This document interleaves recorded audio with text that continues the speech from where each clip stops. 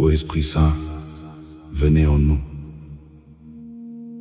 consumez toutes nos imperfections, éclairez notre esprit et chauffez nos cœurs, conduisez toutes les paroles de notre bouche, toutes nos actions et toutes nos démarches.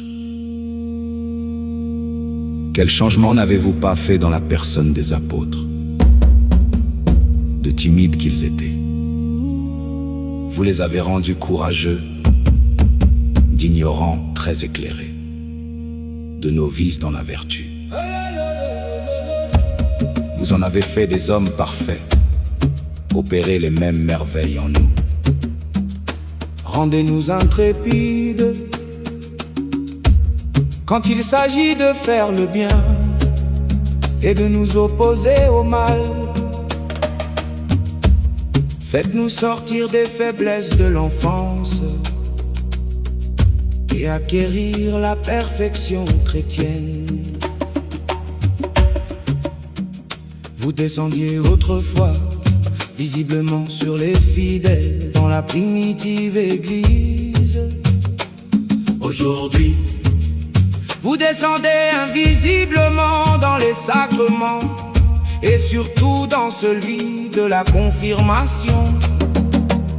Et toutes les fois que la grâce est reçue ou augmentée dans le cœur du chrétien, c'est vous qui engendrez les fidèles en Jésus-Christ. C'est vous qui formez les membres de son corps mystique, qui les unissez entre eux et qui les unissez à leur chef. C'est vous qui êtes en eux le principe de tout le bien qu'ils font.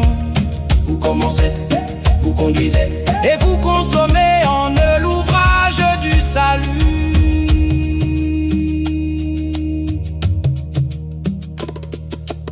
Ô Esprit Saint, que d'actions de grâce et de remerciements ne vous dois-je pas rendre pour tant de faveurs dont vous nous comblez? Que toutes les créatures vous en bénissent à jamais et que je forme sans cesse des désirs ardents de vous posséder. Que je ne résiste jamais à vos inspirations. Que je ne vous contriste point par des fautes vénielles volontaires. Et que je ne sois jamais si malheureux que de vous éteindre dans mon cœur par le péché mortel.